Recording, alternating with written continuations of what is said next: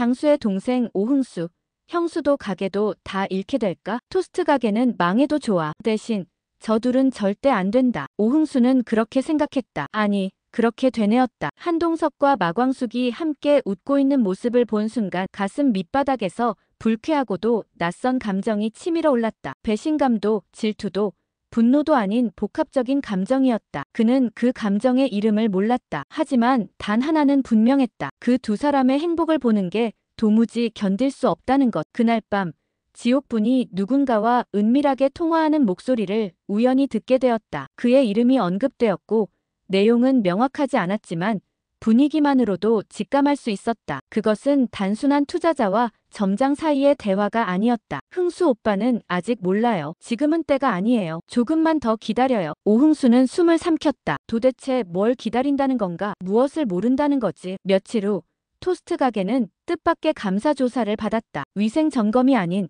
세무조사였다. 과도한 비용 처리와 수상한 자금 흐름. 오흥수는 아무런 배경도 없이 조사관 앞에 끌려갔다. 당황한 그는 지옥분에게 도움을 청했지만 그녀는 되레 싸늘하게 말했다. 오빠, 내가 아무리 투자자라도 이런 건 나서기 곤란해요. 일단 정리되면 다시 얘기해요. 불안감은 확신으로 변해갔다. 그 순간 떠오른 것은 며칠 전 밤에 들은 지옥분의 전화통화였다. 오흥수는 은근히 지옥분을 따라붙었고 그녀가 비밀리에 만나고 있던 상대를 목격하게 되었다. 낯익은 얼굴, 오범수. 그렇다, 오범수였다. 엘리트 중의 엘리트. 냉철하고 이성적인 막내형. 그런데 왜 그들은 서로를 투자자와 전략가라 불렀다. 들리는 대화로는 이번 토스트 가게 프로젝트는 오흥수를 주축으로 하는 일종의 심리 실험이었다. 극한의 위기 상황에서 사람의 감정과 선택이 어떻게 변하는지를 관찰하고 마케팅에 접목시키겠다는 명분. 그러나 그것은 명백한 기만이었다. 오흥수는 이용당한 것이다. 배신감과 분노가 뒤엉켜 정신이 혼미했다. 그러나 오흥수는 자신이 이 정도에서 무너질 수는 없다고 생각했다. 그는 형 장수가 남긴 장부와 비상금을 떠올렸다. 당시 술도가를 살리기 위해 몰래 숨겨놓은 비자금. 형이 유언처럼 남긴 메모 속 단서는 단순한 기록이 아니라 위기 상황에서 동생들이 의지할 수 있도록 설계된 생명줄이었다. 오흥수는 곧바로 그 돈으로 토스트 가게의 운영 체계를 재정비했다. 그리고 과감히 지옥분과의 계약을 파기했다. 지옥분은 처음엔 말도 안 된다며 흥수를 다그쳤지만 그때는 이미 계약서상의 허점을 파악한 오흥수가 유리한 상황이었다. 그녀는 퇴로 없이 밀려나며 결국 가게를 떠났다. 그렇게 가게가 다시 안정되려던 찰나 또 다른 문제가 터졌다. 이번엔 고객 중 한 명이 토스트를 먹고 식중독에 걸렸다고 신고했다. CCTV 영상도 조작된 듯 진실을 밝히기가 어려웠다. 흥수는 다시 한번 무너지는 듯 했다. 하지만 이번엔 달랐다. 그는 광숙에게 먼저 손을 내밀었다. 마광숙은 여전히 술도가를 지키고 있었고 한동석과의 관계는 한 발짝도 진전되지 못한 채 멈춰 있었다. 광숙은 오흥수의 진심을 듣고 묵묵히 고개를 끄덕였다. 도련님, 이번엔 우리 같이 해요. 더는 혼자서 버티지 말고. 광숙은 술도가의 인맥을 동원해 위생 전문가를 섭외하고 소문을 바로잡기 위해 고객 대상 이벤트도 기획했다. 이 모든 과정에서 한동석도 묵묵히 도움을 줬다. 하지만 그 누구도 이번엔 한동석이 오흥수에게 접근하지 않았다. 신뢰를 회복하기 위한 그만의 방식이었다. 몇 주 뒤 가게는 다시 활기를 찾기 시작했다. 손님들은 무료 시식 이벤트에 감동했고 오흥수의 진심 어린 서비스에 반응하기 시작했다. 리뷰 점수도 다시 오르기 시작했고 무엇보다 오흥수 본인의 표정이 달라졌다. 무력감과 수동성에서 벗어나 스스로 가게의 주인이 되었다는 자긍심이 생긴 것이다. 하지만 그날 밤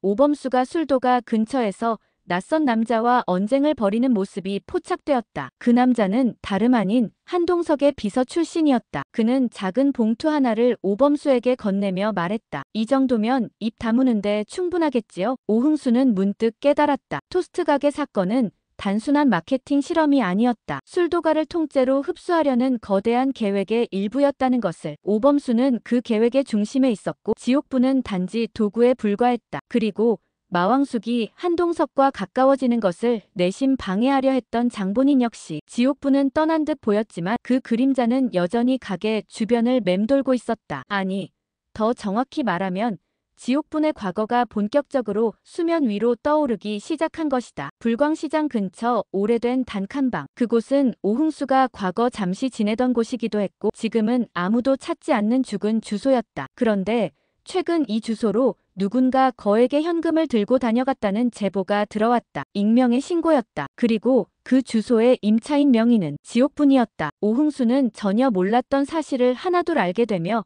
머리가 복잡해졌다. 지옥분이 몇 년 전 투자 사기로 고소당할 뻔한 사건이 있었다는 것. 상대방이 합의금 명목으로 거액을 받고 고소를 취하했고 그 뒤로 지옥분은 편의점을 시작하며 조용히 살아왔다. 그런데 그 고소인이 다름 아닌 오범수의 미국 유학 시절 룸메이트였다는 사실은 우연이라고 보기 어려웠다. 오흥수는 분노와 혼란 속에서 오범수를 찾았다. 형, 나한테 솔직히 말해. 지옥분이랑 뭔 사이였어? 오범수는 당황하지도 않았다. 그저 고개를 돌리고 짧게 한마디 했다. 모든 건 아버지를 위한 일이었어. 그 말은 모든 퍼즐을 뒤엎는 열쇠였다. 지금까지 술도가를 지키려 했던 것처럼 보인 오범수는 사실 술도가의 명맥을 끊으려는 또 다른 배후 세력과 손을 잡고 있었던 것이다. 그리고 지옥분은 단순한 연인이 아니라 일종의 스파이이자 조정자였던 셈이다. 그 사실을 마광숙이 알게 되는 데는 오래 걸리지 않았다. 오흥수가 직접 장부와 계약서를 들고 찾아왔기 때문이다. 광숙은 모든 진실을 마주한 채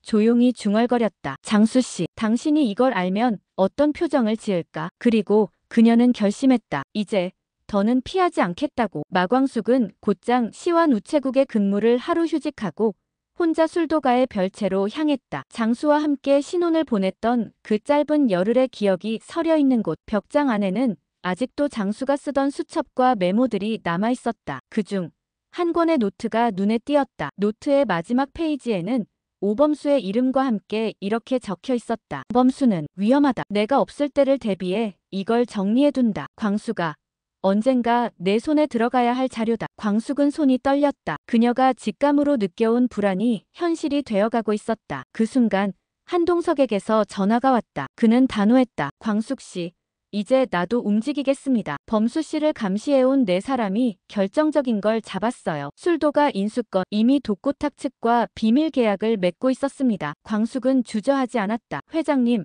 바로 기자회견을 엽시다. 제가 직접 밝혀요. 술도가를 지키려면 저부터 나서야겠어요. 그리고 며칠 뒤 독수리 술도가 대표 마광수 내부 비리 고발 기자회견이라는 자극적인 제목의 기사가 포털을 뒤덮었다. 그녀는 기자들 앞에서 장수의 유언 노트, 조작된 회계장부, 계약서 원본, 그리고 오범수와 지옥분의 사적 관계에 이르기까지 낱낱이 폭로했다. 대중의 반응은 상상을 초월했다. 술도가는 단숨에 여론의 중심이 되었고 마광숙은 잃을 것이 없는 대인배 형수에서 숨겨진 진실을 밝힌 의인으로 평가받기 시작했다. 하지만 오범수는 가만히 있지 않았다. 그는 자신의 이미지 실추를 막기 위해 반격에 나섰다. 마광숙의 기자회견 직후 법률 대리인을 통해 술도가에 대한 지분 반환 청구 소송을 제기한 것이다. 그의 논리는 단순했다. 형 장수의 사망 당시 광숙은 혼인기간 10일에 불과했고 술도가의 실질적 운영권은 오범수 자신에게 있었다. 그 말은 광숙의 인격을, 노력과 헌신을, 가족으로서의 자격을 모조리 부정하는 행위였다. 그날 밤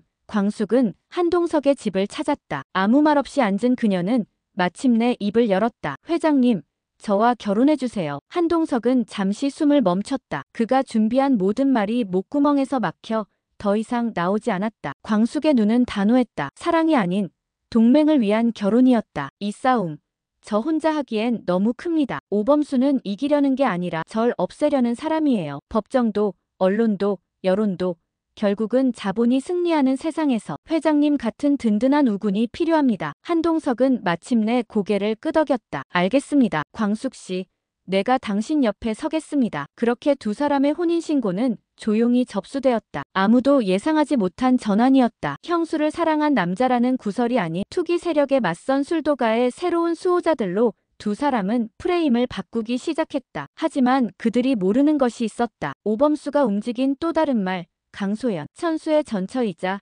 지금은 미국에서 돌아와 국내 투자 펀드를 운용하고 있는 그녀는 이미 오범수의 백업 플랜으로 내부 계좌를 장악하고 있었다. 그리고 그녀의 책상 서랍 속에는 오한이의 DNA 검사 결과지가 들어있었다. 생부 오범수 법적부 미기입. 강소연은 중얼거렸다. 범수, 내가 이긴 줄 알았지? 이제 내가 술도가의 주인이 될 거야. 결혼 발표는 전례 없는 폭풍을 몰고 왔다. 한동석과 마광숙이 함께 카메라 앞에 선 그 순간 기자들은 숨을 죽였고 플래시 세례는 끊이지 않았다. 기자회견장의 공기는 팽팽했다. 마광숙은 단호한 목소리로 선언했다. 우리는 사랑이라는 이름으로, 동시에 공동의 책임이라는 이름으로 이 결정을 내렸습니다. 술도가를, 그리고 지켜야 할 가족을 위해 이 길을 함께 가겠습니다. 사회의 시선은 두 갈래로 갈라졌다. 의로운 동맹이라는 찬사가 이어지는 한편 보수 언론과 일부 유튜버들은 형수를 아내로 맞은 남자라는 자극적인 헤드라인을 쏟아냈다. 하지만 광숙은 흔들리지 않았다. 이미 상처받을 만큼 받은 인생이었다. 이제는 받아칠 차례였다. 하지만 예상치 못한 폭로가 이어졌다. 익명의 고발 영상이 SNS를 통해 급속히 퍼지기 시작한 것이다. 영상에는 과거 오범수가 술도가의 비자금을 횡령했다는 정황, 지옥분에게 거액의 현금을 송금한 기록, 그리고 무엇보다 충격적인 것은 오범수가 과거 한 차례 혼인신고를 했던 사실이 드러났다. 상대는 바로 강소연. 혼인신고는 단 며칠 만에 파기되었지만 법적으로는 두 사람의 혼인관계는 사실혼으로도 인정될 여지가 충분했다. 이 사실이 언론에 알려지자 오범수의 신뢰도는 무너졌고 독고탁 측에서도 그의 경영권 공동 추진을 철회했다. 내부 고발자는 아직 정체가 밝혀지지 않았으나 오흥수는 직감적으로 알 수 있었다. 이건 광숙의 수가 아니었다. 이건 한동석 회장 스타일도 아니고 광숙이 형수님 방식도 아니야. 그럼 누구지? 답은 곧 나타났다. 오한이었다. 어느 날 밤 오흥수는 우연히 술도가 본관의 마당에서 낯선 여성을 마주쳤다. 가느다란 체구에 어딘가 모르게 낯익은 인상. 그녀는 고개를 들고 말했다. 삼촌이시죠? 저 한이에요. 오범수 교수님의 딸. 이제 더는 숨어있고 싶지 않아요. 한이는 아버지의 이중 생활에 대해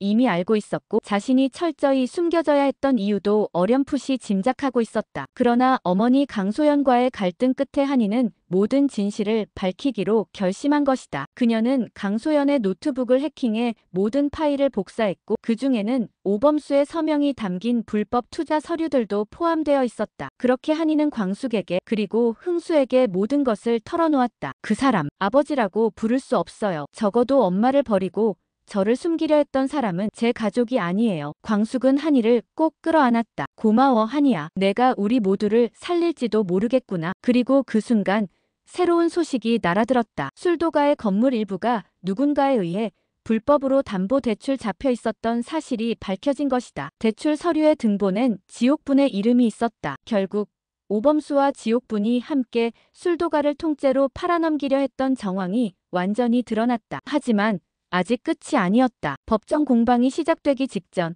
강소연은 마지막 승부수를 던졌다. 그녀가 제출한 서류에는 오범수와 한동석의 공동투자 실패를 은폐하기 위해 장수의 보험금 일부가 유용됐다는 의혹까지 담겨 있었다. 이 자료가 진짜라면 한동석의 모든 이미지는 한순간에 무너질 수도 있었다. 마광숙은 혼란에 빠졌다. 회장님, 정말이세요? 이 문서에 있는 내용 다 사실입니까? 한동석은 눈을 피하지 않고 대답했다. 광숙 씨, 사실입니다. 하지만 난 장수 씨의 돈을 훔친 게 아니라 그가 생전에 나와 함께 투자를 약속했던 거였어요. 그가 떠난 뒤 그 약속을 지키는 게 나의 책임이었습니다. 문제는 내가 실패했다는 것뿐입니다. 광숙은 조용히 고개를 끄덕였다. 그리고 속으로 되뇌었다. 이 싸움의 끝 내가 직접 결정하겠어.